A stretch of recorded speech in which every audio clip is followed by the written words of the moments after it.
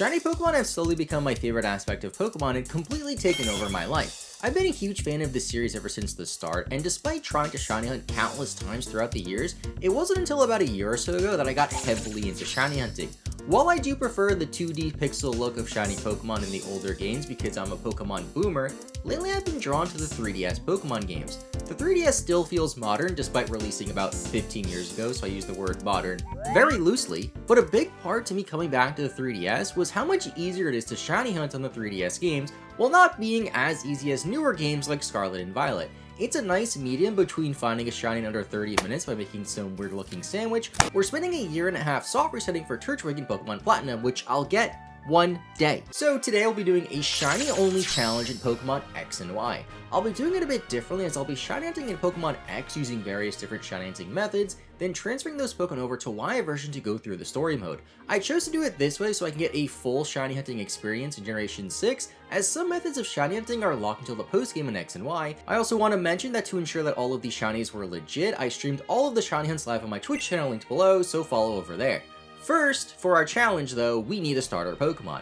While I could soft reset for a shiny Kalos starter with the 1 in 4096 shiny odds in Generation 6, half of what they were previously, I already did that not too long ago for this shiny Torchic I got in Alpha Sapphire for a fun playthrough I'm doing on my own and probably won't make a video out of, and I'm still so deep in the Turtwig soft reset starter trenches that I decided to pick my favorite Pokemon to be my starter in Pokemon Y and forego soft resetting. This Pokemon appears on Route 5 at level 5 and can be found via Hordes, so I'm of course talking about Gulpin, something your mother loves to do. With the shiny charm and having 5 Pokemon appear at once via the Hordes, that means the odds of finding a shiny are about 1 in 273 Hordes. That really isn't so bad, so I can use my Gloom with Sweet Scent, which forces Horde encounters, and see how long it'll take to find our shiny Gulpin starter. It appears at a 60% encounter rate via Hordes on this route, with the other Hordes here being Scraggy at 35% and then Plusle and Minun combined at 5%.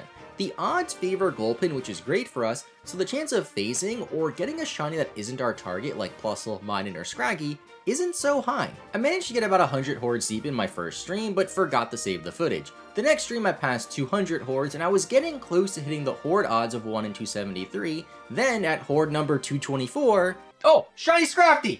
Scraggy! I said the wrong Pokemon. You know what? I'll take it. I'll take it. Oh boy. Yeah, Scrafty is a good Pokemon. I'm not mad at it. I honestly don't know if I'm, like... I said if I phase, I might end up using the Pokemon anyway, but I really want a Gulpin. I really want a Gulpin. I don't know if I'm going to end up using you in this playthrough thing, but it's a shiny. I will name it Bell Bottoms because Scraggy is all about pants. There it is. Careful Nature with Moxie. Furfrou. Bam, Bell Bottoms. Now, while we did catch a shiny Pokemon, being that this is my starter Pokemon, I want to continue until I get Gulpin, which is my actual target. Maybe we can use this Scraggy later on, but for now, Bell Bottoms the Scraggy with the Moxie ability can sit in the PC as we continue going for that shiny Gulpin. I only did about 40 more Hordes or so until this happened. Are you kidding me? 2 Scraggies under odds. Well, under 273 encounters. Dude, what? At least in the center. I can't believe this.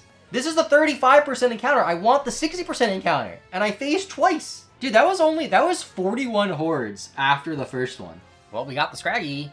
Number 2. I'm gonna name this one Jeans. 2 shinies appearing that early on very quickly, but not the common encounter, which is what I wanted, as you can see from this graph that I very poorly drew. This isn't technically a graph. I don't know. This thing I drew. I wanted to continue the Pants theme by naming the second Scraggy Jeans with Shed Skin. While it is unlikely, we found 2 30% encounter shinies before a single 60% encounter shiny, which is my main target. It's not unheard of, but still weird. Surely we won't find a third one though. I ended the second stream there to put us at 2 shinies in 2 streams, with both being in the second stream, but at this rate for the third stream we're on pace to get another shiny Pokemon. Then about 40 minutes into the next stream... Are you kidding me? Third phase? This is the rarer encounter, and I want to keep with the Pants theme again, I just named the third shiny Scraggy Pants. I didn't put too much thought into that one because surely 3 phases is enough and our next shiny will be the Gulpin. Kept going for a while until Horde encounter 591. We found 3 shinies in that many Hordes, which is very good odds, just not my target, so maybe now... Like, I liked it when... Oh my gosh, that is a 4th shiny Scraggy. Twitch chat then told me that the odds of getting 4 shiny Scraggies here before a single shiny Gulpin was about 1.5%. I have no idea if that math checks out or not, and if it doesn't, I guess you can leave a comment down below, and also consider leaving a like for all of these Scraggies I had to put myself through. Shiny Scraggy number 4 was just named Shorts, by the way. I ended the 3rd stream at 630 Hordes. 4 shinies and 630 Hordes is amazing luck, but getting the wrong shiny every time is terrible luck. Then, on the 4th stream, I got up to 785 encounters. Are you kidding me? 5th shiny Scraggy. Okay, surely there's no way I phased 6 times. Yup, that's right.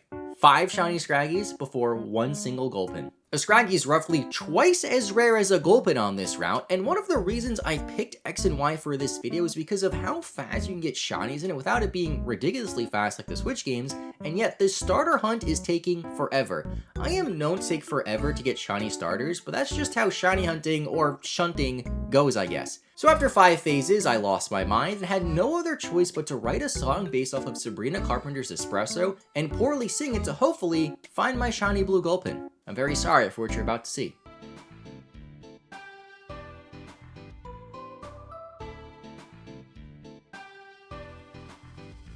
Now I'm hunting Gulpin every day, oh, horde hunting, I guess so. But you won't shine, Gulpin, why? That's how shunting goes. Sweet scent up, 5 at once, dual screen like Nintendo. But you won't shine, Gulpin, why? That's how shunting goes. I really want to get this shiny. I'm gonna need lots of honey. And I got this one mon who just won't stop shining. But that's not my target, so I keep on hunting. Too bad these pants don't do it for me. Popped in and shine so often for me. Shed skin, intimidate, Moxie. Only that stomach'll do it for me. Early morning streaming just for ya. 5 phases and I'm still going for ya.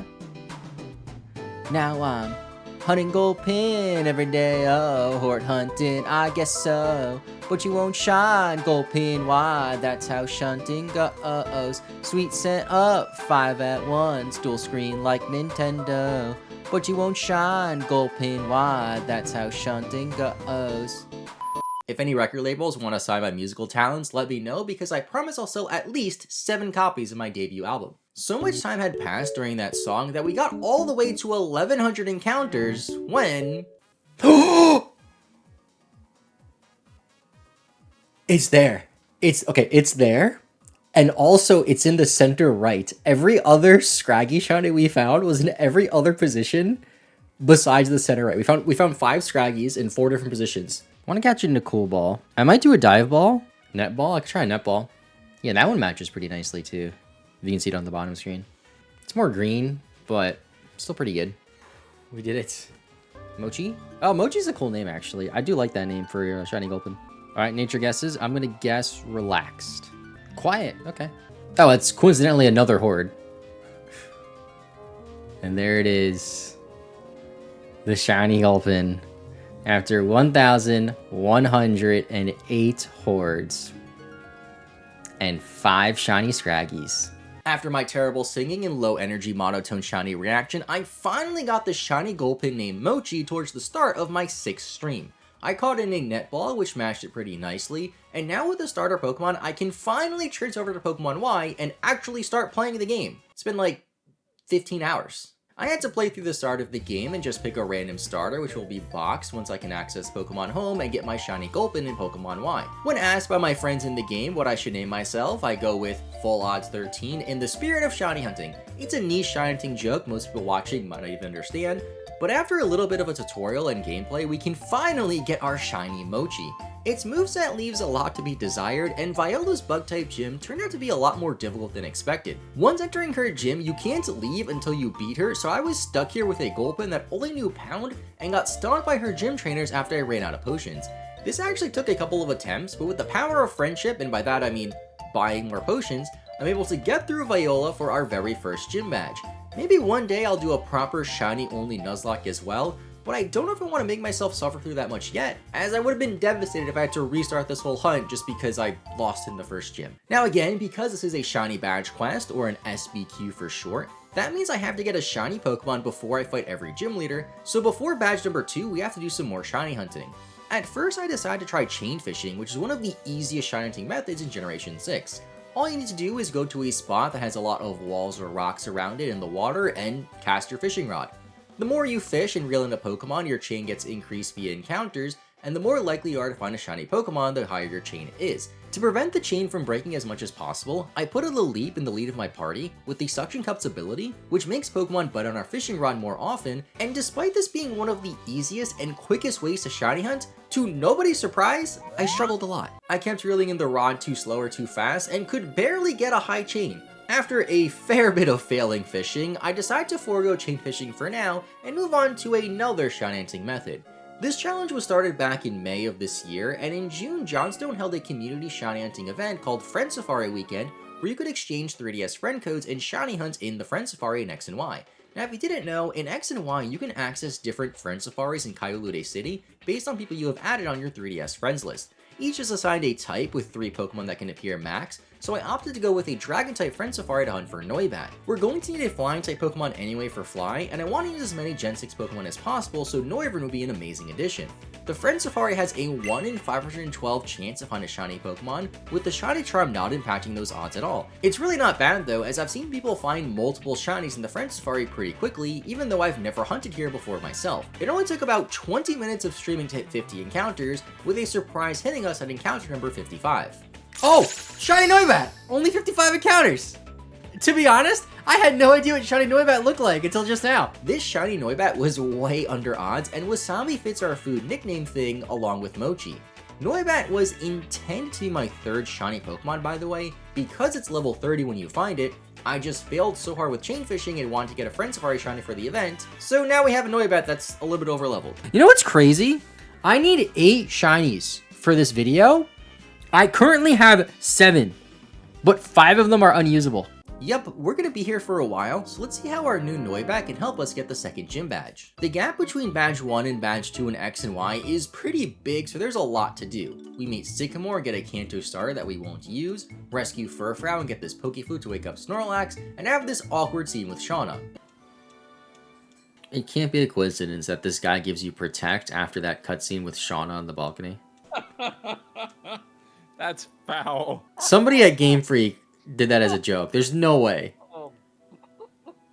Like, you don't need Protect this early on in the game. There's no reason. That was my buddy Joshua in Call of Me when I was playing this part of the game. He was actually shiny hunting and managed to get a shiny Story Latios to Omega Ruby, which is one of the most tedious shiny hunts you can do because of how long each reset takes. Then we went through the Glittering Cave and into Ambret Town to rescue some fossils or whatever, and into Silage City, where we can prepare to fight Grant, the Rock-type gym leader, and also pick up the Piss Bike. Always pick the Piss Bike. Our team doesn't really fare too well against Rock types though. I don't think any Pokemon likes having rocks thrown at them actually, as I struggled a lot with the junior trainers in this gym again, especially this silly Solrock and Lunatone combo. Gulpin evolved into Swalot at this point, which helped a bit, but I still lost to Grant on my first attempt. I also want to mention that I'm wearing my merch, which has something that looks like a shiny Swalot on it, but for legal reasons, this is not a shiny Swalot.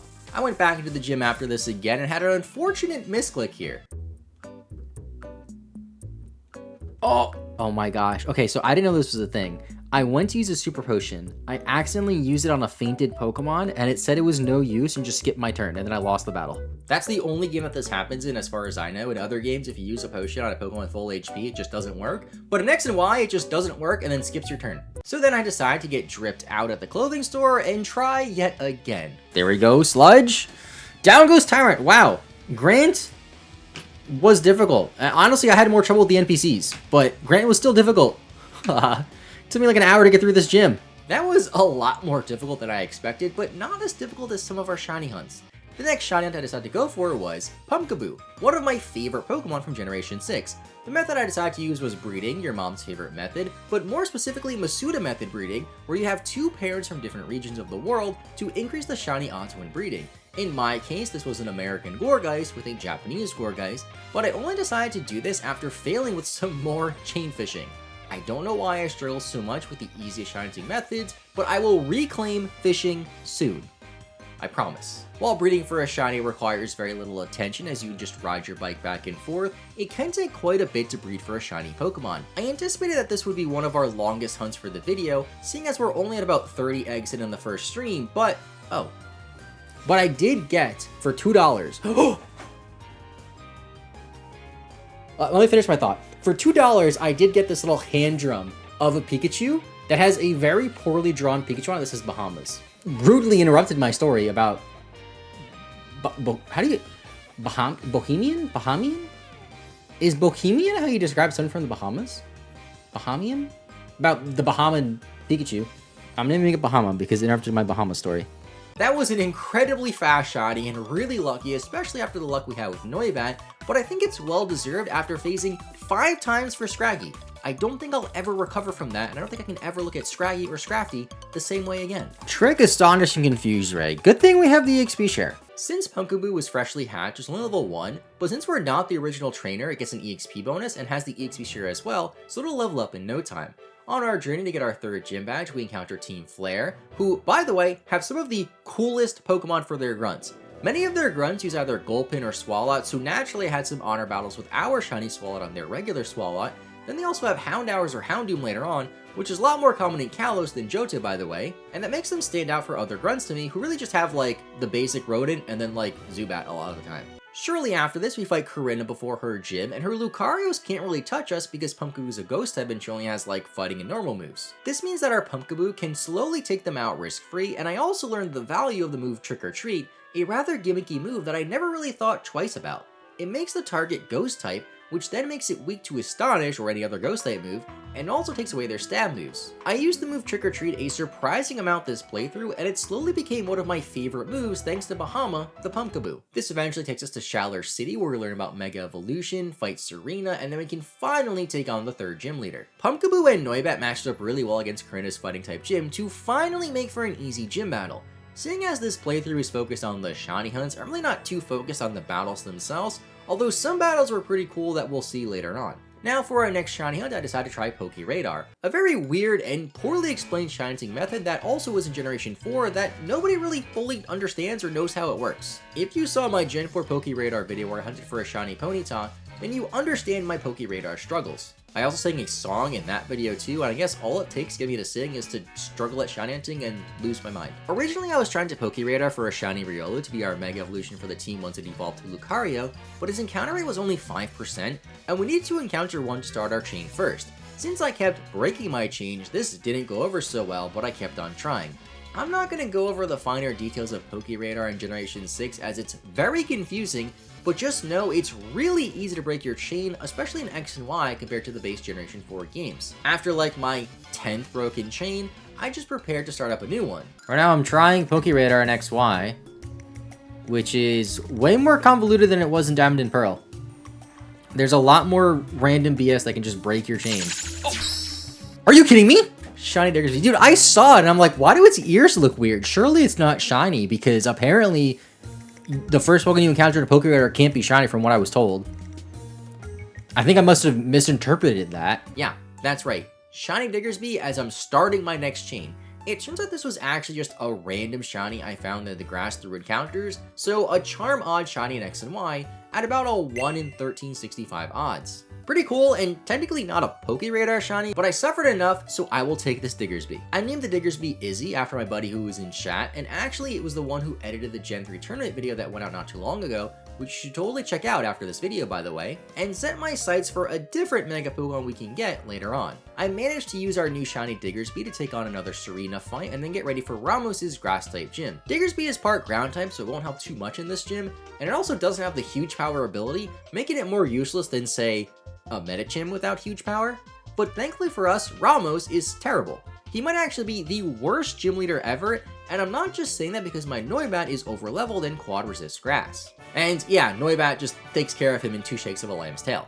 For our next shiny, I really wanted something that can Mega Evolve. Riola was too painful with their radar, so I decided to go for something slightly less painful. Chain fishing. This time I'm going for a shiny Magikarp, which is a 100% encounter rate with the Old Rod. Pair that with the Suction Cup Leap in our lead, and we can really only mess up the chain via Human Era, something that's very common in my shiny hunts, by the way. I also have this goal of getting a shiny Magikarp in every Pokemon game, and I have yet to do that in X and Y. I didn't even bother keeping track of my encounters or my chain this time because I messed up so much, but finally, after many hours of fishing and countless broken chains, I feel like part of the reason why people don't wash their hands now, though, is also like resentment from COVID, because you have these weird people.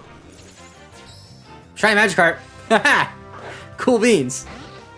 What chain was that on? Holy crap. That was like a chain of 4. While catching a shiny on a chain of 4 whatever sounds impressive, it's really not when I had probably hundreds of chains that broke really early on. I named the Magikarp Sashimi, then transferred over to Pokemon Y to gain EXP until it evolves into Gyarados to be our Mega Pokemon for the run. Magikarp can soak up EXP while we battle Team Flare Grunts to douse their fire. That was a lame pun, I know. And I also tried to use Diggersby as much as possible because its shiny looks really cool, but again, without huge power, it's really not that good. Through the rest of the Team Flare stuff, we need a Scalper, typical for Pokemon nowadays, and make our way to Clement's Electric-type gym. I used my many years of knowledge from making subpar Pokemon fact videos to get through his rigorous tests and finally fight him. I tried to use Diggersby as much as possible because it has Dig, and this was probably the most useful Diggersby will ever be for this entire run. It helped us get our next gym badge at least and level up Magikarp to a point where it evolved into Gyarados, making it useful after I transferred over a Gyarados site for my copy of Omega Ruby. I know people say that I could have just hacked this in or played on emulator, but lately I've really enjoyed playing Pokemon on actual hardware with an actual console and a real cartridge, and I don't really know why, but it makes it more fun to me playing on an actual console, and I like being able to transfer over the shinies when I'm done to another game, instead of just like having them sit on an emulator in my computer that I never touch again. Now for our next shiny, we exhausted all of the shiny hunting methods that X and Y has to offer, aside from boring ones that I just don't want to do like soft resets, so I go back to Horde hunting. I really wanted a fairy type for our run that was also a new Generation 6 Pokemon, so I opted to go for Klefki via Hordes. It was one of the first Pokemon I tried to use in Gen 6 VGC due to its prankster ability and strong type combination in Fairy and Steel. We can find it right outside the haunted house and possibly phase on a Murkrow, which I also wouldn't mind as shiny Murkrow and shiny Honchkrow look cool, as long as we don't phase 5 times again. To remind you guys in case you forgot, the odds of finding a shiny through a Horde with a shiny charm in X and Y is about 1 in 273. We had some pretty good luck early on with the Pumpkaboo, only after 35 eggs, and also a very quick Noivern after like 50 something encounters, so this is really where RNG decided to balance out. I also led with a Pokemon with the Magnet Pull ability, which increases the chances of finding a Steel-type Pokemon, in our case Klefki, which is normally only a 5% encounter via Hordes. I don't know what the odds are with the Magnet Pull ability after that, I think it's over 50%, and that seemed to check out since Klefki was the most common Horde Pokemon that we got from Gloom's Sweet Scent. This might have been the most over odds I have ever gotten a shiny hunt, as I got to well over double odds with no shiny at all, not even a phase. I then even passed triple odds, making up for all of those Scraggies I phased on, I guess, and then finally, at Horde number 775... Oh! Shiny Klefki! 775 encounters! And I said I was going to end at 750, and I'm like, you know what? Let's just do a few more. Okay, let's not kill it now. I named the shiny Klefki Boo Boo Keys, probably the most common Klefki name ever, then continue in Pokemon Y for our next gym badge. We have to make our way to Laver City to fight Team Flare a bit more, evolve Noibat into Noivern finally, and make our way to fight Valerie's Fairy-type gym. Diggersby can help handle her Mawile at least, while Swalot has Poison-type moves for the rest of her Fairy types, and even Pumpkaboo got it on the action a little bit. Despite Pumpkaboo being one of my favorite Gen 6 Pokemon, I actually didn't know it was a trait evolution until later on in the game, and since I transferred it over to Y via Pokemon Bank, it didn't evolve. We can also show off Mega Gyarados a bit before collecting our 6th gym badge and getting ready for our 7th member. Now, for our 7th shiny team member, I was between a few options, but wanted to do a Friend Safari again for a Generation 6 Pokemon. A lot of the options in the Friend Safari are from older generations, but I did want an electric Friend Safari that had both Dedenne and Heliolisk in it. 2 Pokemon I'd be happy with, but I preferred Dedenne over Heliolisk, which is why Dedenne was displayed on my counter. The friend's fire odds are 1 in 512, and we went a little bit over odds to find this at 619 encounters. Oh! I named the shiny Helioptile Ketchup because it kind of looks like it's covered in ketchup, and used it quite a lot in the later half of the game, especially once it evolved into Heliolisk. From here, we have a ton more Team Flare stuff that was easy to take on because this is X and Y after all, then a gym battle against Olympia and her Psychic-type Pokemon.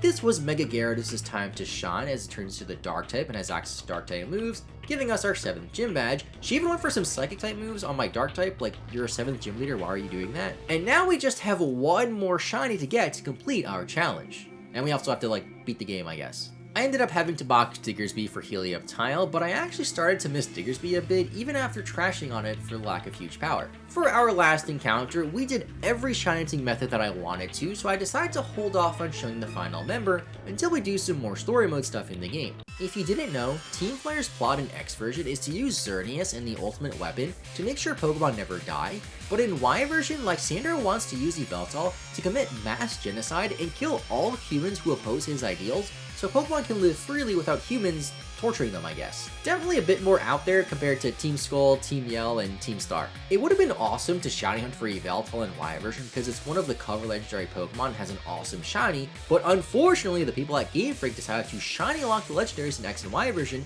meaning Xerneas and Yveltal can never be shiny at this point of the game, no matter how many times you soft reset. I really don't understand why they do this, but I also realized that the game forces you to catch Yveltal at this point, as if you run away from it or knock it out, Yveltal just stays there until you catch it.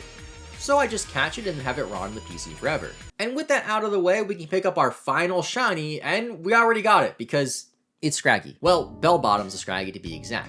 I couldn't phase on 5 shiny Scraggies, write a song about it, and poorly sing it for thousands to see, just to not use one of those 5 Scraggies. I had to replace Klefki on the team for it since I wanted the other 5 members more, and I already replaced Diggersby, which was like a pretty easy replacement, and Scraggy actually put in some work, especially after it evolved into Scrafty. We then had a Mega Gyarados honor battle with Lysander, but ours is shiny, so we win by default. Then, honestly, the rest of the game is just a lot of cleanup. I mean, we already got all of our shinies. I will show this fun interaction we had with Wolfric though for our 8th gym badge battle. So I sent out Pumpkaboo on Avalugg, and since it was so bulky, I hit it with a Trick or Treat to make it a Ghost type Pokemon and then weak to Shadow Ball, and then Avalugg just did this.